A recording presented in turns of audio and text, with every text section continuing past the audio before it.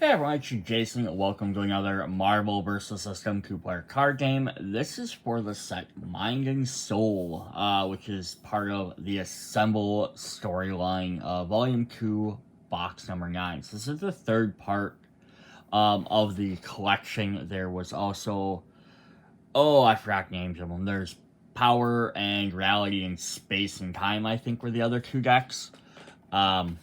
And they're all based on the Marvel Cinematic Universe. So the Mind and Soul Stone have conjured a cornucopia of superpowered individuals, both benevolent and malicious, in intent for the final issue of the Assembly story arc.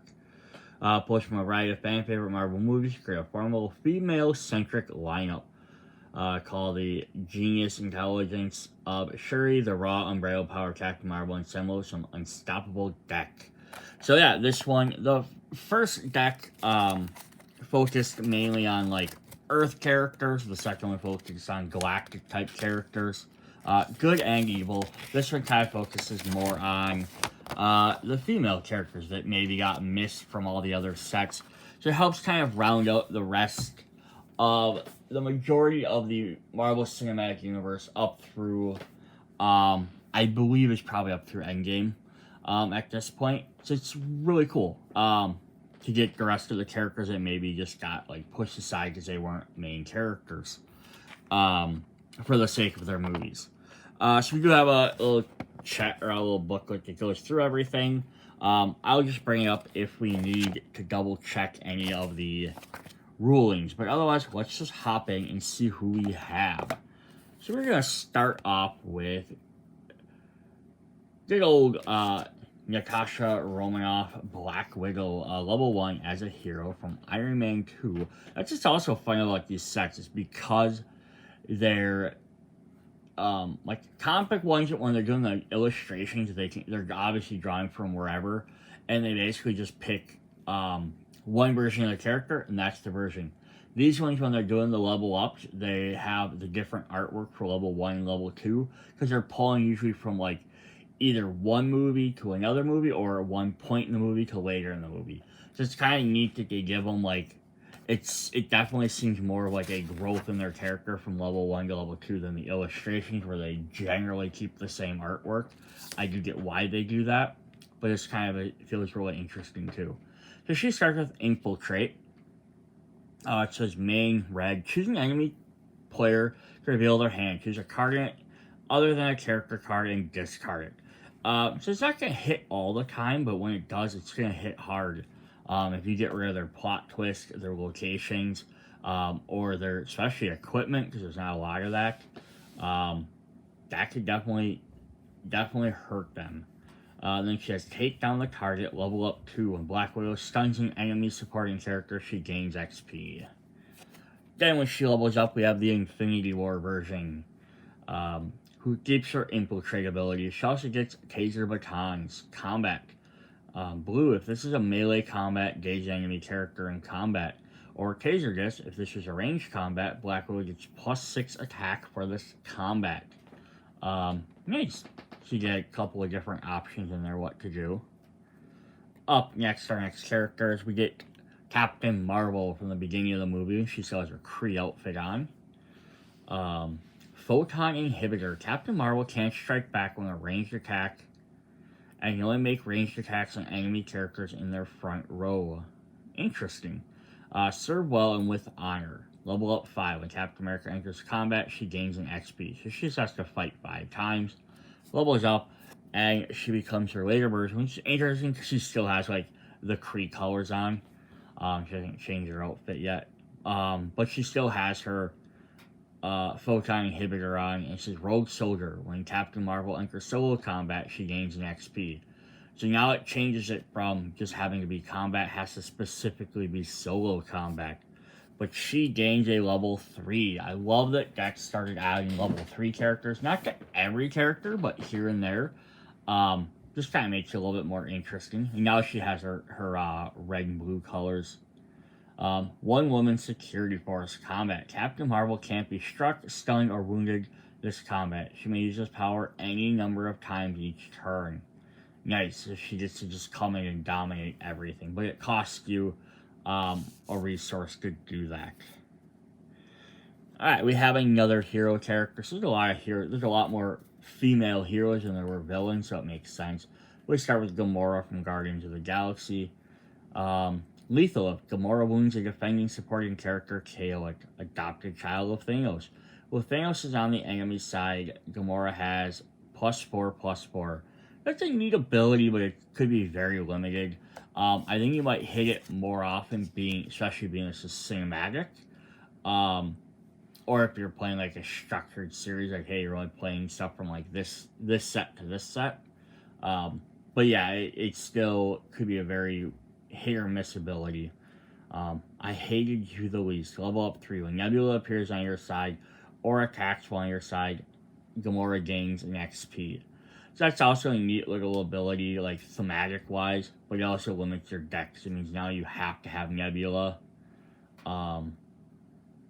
just to be able to play it. But although you could, it's easy enough to get around. When she levels up, we have the Infinity War version, who keeps Lethal, adopted child of Thanos, but she has You'll Always Be My Sister. Gamora can team attack with Nebula, ignoring team restrictions. This is kind of neat, because I'm sure Nebula is probably treated as a villain in most of the sets. So it's kind of cool. She gets that. And eventually, if they release a Guardians of the Galaxy 3 set of this, that'll give her some extra options as well. Then we do have our first and only villain. We at least have a villain. We have Ghost from Ant-Man and Wasp. This set is crazy because it has a lot more main characters. Most sets only have like 3-4 main characters. This has a lot. So it's actually a really great way to get a bunch of new characters to play as. She has Intangible. Ghost can't strike or be struck in melee combat. Molecular Disequilibrium.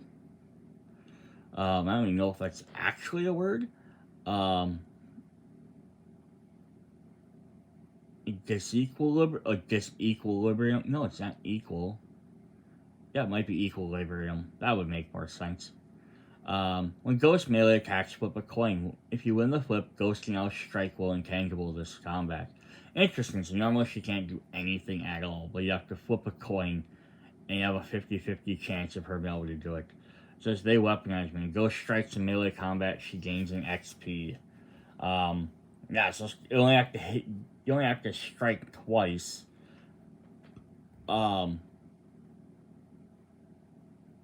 Interesting. She can still attack every turn, she just can't do damage. That's interesting. So you can attack, you just won't actually do anything. Alright, then she changes to level 2, which is later in the movie, and she has her full costume on.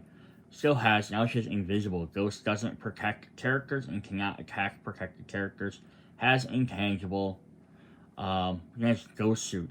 If this was a melee combat, Ghost can now strike while Intangible this combat. So you get rid of the 50-50 to guarantee, but you have to spend a resource. So it's up to you whether you think that's actually better or not. Then we have one of these interesting ones where we have Quicksilver as a villain. So one of the few non-female characters in the set. He starts off as a villain from Age of Ultron. The Twins. You start the game with an additional main character named Scarlet Witch villain on your side. Who decides who's weak? Level up 4. When a supporting character attacks a supporting character with a lower cost, Quicksilver gains XP. Interesting. So yeah, a lower cost, so you may have more attack power. But yeah, this is interesting. So just start with Scarlet Witch as well. What we're gonna do is we're gonna look at hers really quick as well, just to see what she does. So Scarlet Witch, the villain, has the twin as well. You start with Quicksilver. You're a madman. Level up 4. When a character gets KO'd on a turn other than its own, Scarlet Witch gains an XP. So they have some interesting ways to level up. But when they do, Quicksilver becomes a hero for Age of Ultron. Increased metabolism and improved thermal homeostasis. Search your hand, deck, and KO pile for a hero Quicksilver supporting character and put it on your side with Swarm. Quicksilver may use this power any number of times during your turn. And Swarm lets you have any number of characters of the same name. So the idea is, it's supposed to be he's moving so fast, he's essentially creating duplicates of himself. So that's kind of a really cool ability. And then there's Scarlet Witch, and here's her level 2 where she becomes a hero in Age of Ultron. I looked into your head and I saw Annihilation.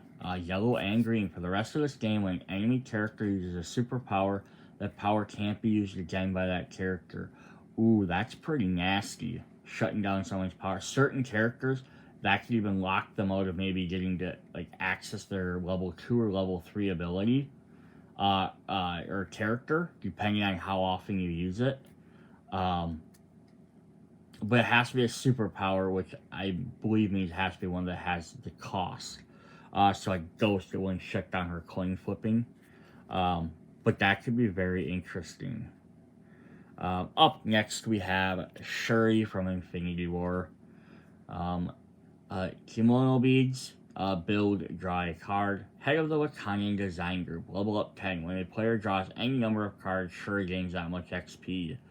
So any player, so she's going to level up very quickly. I mean, at least bare minimum, it would take her 5 turns, right? If you have a 2-player game, each player draws a card. Very interesting. And then when she does level up, we get her Black Panther version. Remote access kimono beads. Search your deck for a card and put it into your hand. Instead of just drawing a card, now you have to find a card. I've developed an update. Characters on your side can use any power symbol to pay for the superpowers this turn. Ooh, that's pretty fun too. You spend one, but then it lets anyone unlimited use their abilities. That is actually pretty neat. And again, we might eventually get a Wakanda Forever set, which might give us her Black Panther version, which would be kind of neat. We have Valkyrie from Thor Ragnarok. Choose your next words wisely. Combat green, KOing enemy supporting character in combat with defense less than or equal to Valkyrie's attack. Scrapper number 142. Level up 14. When a card enters the KO pile, Valkyrie gains XP equal to its cost. So yeah, it's taking guys out. And then she levels up later. She has sworn to protect the throne. Valkyrie has Berserker and Ferocious while in the front row. Berserker says when she attacks, she gets a 1/1 counter. A permanent one. And Ferocious while in melee combat, as character strikes before characters without Ferocious. So as she level up every time she's in the front row, first time she become a 7/7, then 8/8. And it's a counter, so it's not till the end of turn. And then she attacks first. She could become a beast. The famed Sword of the Valkyrie. Combat Reg. This is a melee combat when Valkyrie stuns a character. This combat, her attack will at least double that character's defense to remove it from the game. Oh, sweet. You can just eliminate characters. Awesome. Then our last hero, our last main character, there's a lot of them. We have the Wasp from Ant-Man and the Wasp. Shrink. When the Wasp is attacked for the first time each turn, you may cancel the combat. It's about time. Level up 3. Whenever a combat is canceled, the Wasp gains an XP. It'll take her a couple of turns. And then later in she evolves, and again, now we obviously have Quantumanium, which could add a newer version or extra cards for her. Shrink and Stealth. Stealth, she can melee attack the back row characters even while they're protected. Very cool. Yeah, so that's all our main characters. So there's a lot. There's what, 1, 2, 3, 4, 5, 6, 7, 8, 9. 9 of them. Only one villain. I would have liked some more villain versions, but I don't know how many other female villains there were. Up to this point, I think Proxima Midnight would have been the only other, combative villain. Obviously now, with later sets, we can have some other characters that could get added in there. That came from the later movies. Because you could have, Namorita from, Black Panther Forever, Wakanda Forever. You could add in, I'm trying to think who other main female bad guys. There wasn't a lot. You could add in some of the ones from Guardians of the Galaxy. Is her name Okoye? Not Okoye. Ao. But she didn't play a super dominant role. She'd have more like a leader type. They'll be good with her having swarm characters and stuff. Um, and then maybe someone from maybe one of the Black Widows, but really, again, none of them I think had main ones. Yeah, so it'd be interesting. It'd be nice to get some more villain main characters that were females, but they didn't have a lot. So we do what we can do. Alright, we're going to look at supporting characters. There are 4 copies of each of these, unless otherwise noted. What's also interesting about this deck of cards is because there's so many different characters, because they're going to give supporting characters for anyone that didn't previously have any. So I don't think they're I'm not going to guarantee this without looking, but I don't think there's, like Black Widow's not in here, because we've already had Black Widow supporting characters in other sets. But there's no plot twists or location cards. Now, usually every deck usually contains at least one plot twist. That kind of themes it to the deck. They didn't give one for this. But we start with Shuri. Who is smart. When she appears, you may draw a card. Wakanda Forever. When Shuri is KO'd, reveal the top 5 cards of your deck. Put a Black Panther character or a Wakanda Forever character other than Shuri from among them into your hand. And shuffle the rest into your deck. Rest of the cards revealed in your deck. That's cool. It's just going to keep playing with that Wakanda Forever ability, which I'm sure I've seen on other cards, especially with Black Panther. And that it kind of seems more of like less of a deck that you might just grab this deck and play it, versus you're going to use this to support your other MCU decks. You're going to take this deck and mix it in with the other cards versus just grab this one and play it. But I'm sure it's definitely viable. They're keeping their costs like 2, 3, 4. Here's Wasp. She has Shrink again and Regrow. When the Wasp is attacked for the second time each turn, she has 3/3 this combat. Nice. So she ignores the first one, then she turns around and grows giant for the second one. We have Okoye, who we didn't get a main version of yet. So there's always one person. Dora Milaje. Well, Okoye's in the front row. Your main character can't be attacked. And then she has Wakanda Forever as well. Since she's KO, you look for either Black Panther or another Wakanda Forever character. We have... Here we go. We're talking about some of these other villain characters. We have Proxima Midnight. Child of Thanos with Thanos on your side. Proxima has Berserk. It's kind of neat, though. Like, just a Child of Thanos gives extra abilities for having Thanos out, depending on who you play. 3-pronged spear. Main. Push up to 3 enemy front row characters to their back row. That's kind of cool. Here's who I was thinking of. I thought was Aisha. There we go. Like, she could be a main character. And have like more like a leader, like Spawn effect. She tries to summon other versions of her clan or race. And plus, she play a little bit more dominant role in Guardians 3. Don't screw with the Sovereign. Main. Daisy's exhausted enemy supporting character. We get a support version of Ghost here, who has Intangible, Ghost Suit. If this is melee combat, Ghost now strike while intangible in this combat, and Assassin. When Ghost stuns an enemy character, put 2 +1/+1 counters on her. Nice. Then we have a support version of Valkyrie. The Revengers. Valkyrie, Hulk, Loki, and Thor characters on her side have Berserker. And then Dragon Fang. If this is a melee combat, when Valkyrie strikes a defending supporting character, this combat wounded. If her strike also stuns that character, it will get wounded again. Nice. That's pretty powerful. Kind of like a different version of her other one where her main character just straight up eliminates them. Then we do have a Captain Marvel. Higher, further, faster. Captain Marvel can fly over enemy characters with flying, and she has dodge and ferocious. And dodge is the only one we haven't seen yet. Size character can't be ranged attack, so she can fly over characters, she can dodge, gains extra, gets to attack first. Very, very powerful. Then the last card we have 4 copies of Goose from Captain Marvel, so this is kind of fun. Forking Physiology. As you recruit Goose, you may pay any number of recruit points with a minimum of 1. Internal Pocket Dimension. When Goose appears, moving enemies, supporting character, or equipment with a cost equal to the recruit points you paid for Goose from the game. When Goose leaves play, that card's owner returns that card to their hand. That's kind of cool. So you get rid of whatever threat you need at whatever time or you can afford. And then they get it back, but at least it goes to their hand and not back on the table. So if nothing else, so you play it on turn 5, eliminate one of their 5 cost cards.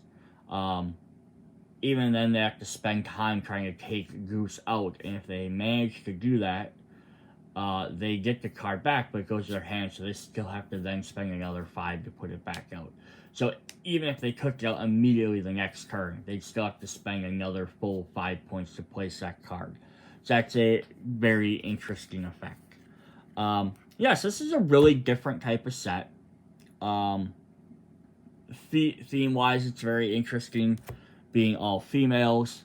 There's a deck list just in case you want to see. But also like the fact there's so many main characters and there are no plot twists or anything in there. So it sort of feels like, hey, this is like a support deck, kind of like the crossover sets. Like, yeah, they can be played on their own, but they're really meant to be mixed in with, to be parted out and mixed into the other sets. This kind of feels like that for the MCU, but I don't inherently think there's anything wrong with that.